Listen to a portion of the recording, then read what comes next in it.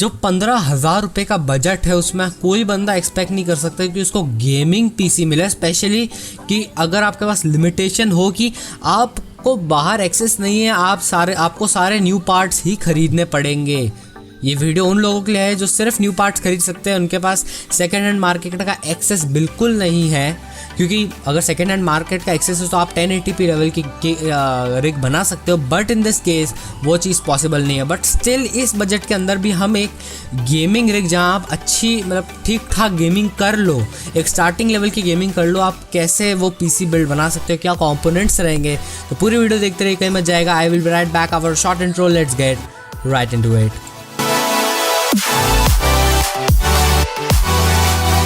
ये जो बिल्ड है जो मैं बना रहा हूँ ये फ्यूचर प्रूफ तो आप नहीं कह सकते, बट हाँ यहाँ आपको अपग्रेडेशंस के इतने ऑप्शन मिलेंगे कि ये कहीं ना कहीं एक तरीके से फ्यूचर प्रूफ बन सकती है।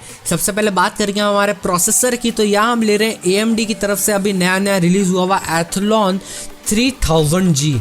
इसका करंट कॉस्ट है 4500 रुपीज़, बट यहाँ मैं बताऊँ तो अगर आप 1-1.5 महीना रुकें तो आपको ये 4300, 200 या 4000 तक का आपको देखने को मिल जाएगा।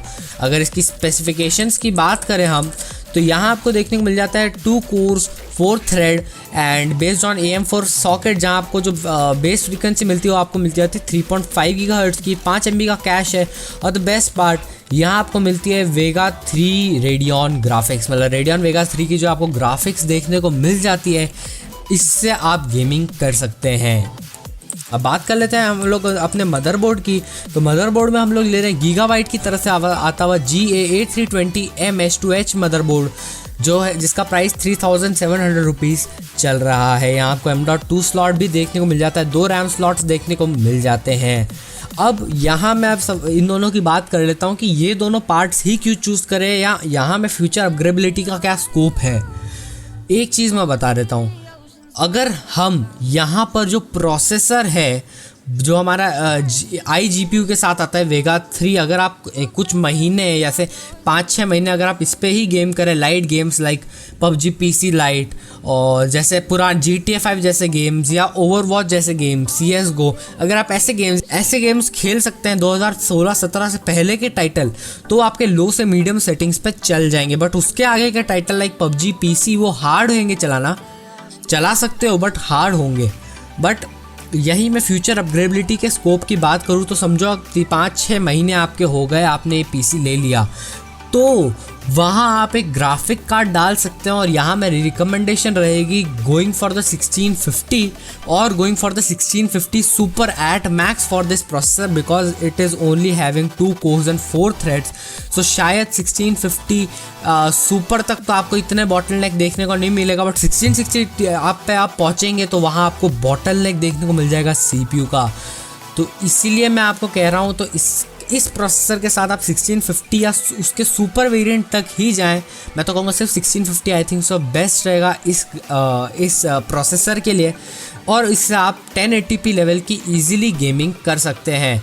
जहाँ तक बात है रैम की, तो 8 GB से आप उसको 16 GB तक ले जा सकते हैं। बट अगर हम इस मदरबोर्ड की बात करें, because it is A320M motherboard, therefore you have a future upgradability scope, so you can just change your processor. And A320 में आप यहाँ पर राइजन का जो अभी लेटेस्ट आया हुआ 3300X लगा सकते हो या 3100 लगा सकते, I think so Ryzen 3300X killer.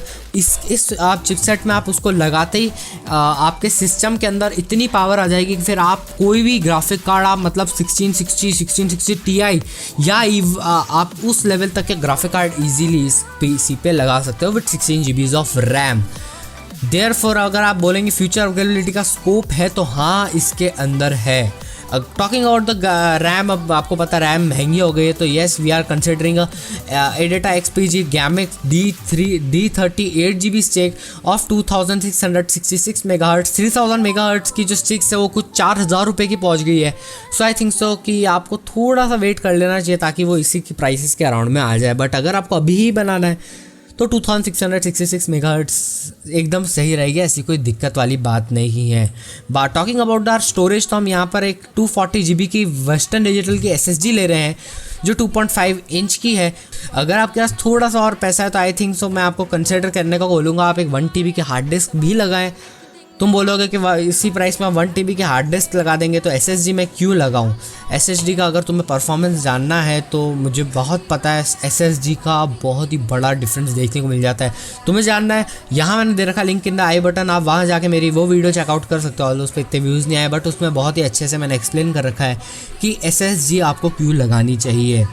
But I think so अगर आप दोनों ले तो बेटर रहेगा, उससे थोड़ा बजट 3000 एक्स्ट्रा बढ़ जाएगा, बट अगर आपको लेनी है तो ले सकते हैं। And talking about our power supply and cabinet, यहाँ मेरे पास लिमिटेशन थी पैसे की, तो यहाँ मैंने लिया चिप्ट्रॉनिक्स की तरफ से आता हुआ C300 ATX कैबिनेट जो 400 वाट के पावर सप्लाई के साथ आता है।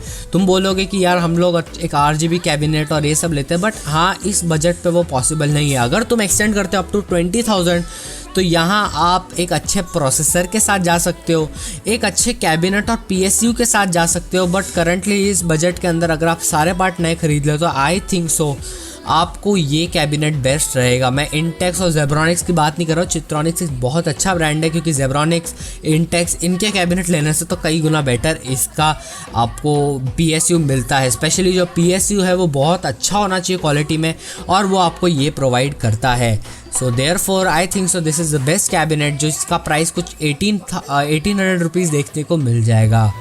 तो टोटल कॉस्ट है वो हमारे PC की वो पहुंच जाती है 15,000 से 15,500 या अप टू मैक्स झक मार के 16,000 रुपीज़ से ऊपर नहीं जाएगी। अगर आप सेकंड हैंड मार्केट आपके पास एक्सेस है तो इसके लिए मैं एक अलग सी वीडियो बनाने वाला हूँ, तो स्टे ट्यून फॉर दैट। अगर आपको वो वीडियो चाहिए तो आप बता दीजिए मेरे को कमेंट बॉक्स के अंदर, कमेंट सेक्शन के अंदर कि आपको वो वीडियो चाहिए। सो आई थिंक सो आज की वीडियो यहीं समाप्त करते हैं। बेंचमार्क्स जहाँ तक बात है वो आप ऑनलाइन देख लीजिए, क्योंकि अभी तक मेरे पास तो इसके बेंचमार्क्स अवेलेबल नहीं हुए हैं, तो वहाँ से मैं बेंचमार्क्स एक्चुअल में करवा देता हूँ। बट करंटली अभी 3000 जी इंडिया में मतलब सिर्फ ऑनलाइन अवेलेबल है, मैं खुद नहीं खरीद सकता। देयरफॉर बेंचमार्क्स आप ऑनलाइन देख लीजिए, सारे जेन्युइन ही मिलने वाले हैं। एंड आई होप सो आपको वीडियो पसंद आएगा। वीडियो पसंद आएगा जल्दी से लाइक कर देना, लाइक चैनल कर देना सब्सक्राइब, और कमेंट सेक्शन में कुछ प्यारी प्यारी बातें छोड़ देना। And I will see in the next one. Till then I am not Chaudhary signing out from my channel. Peace out.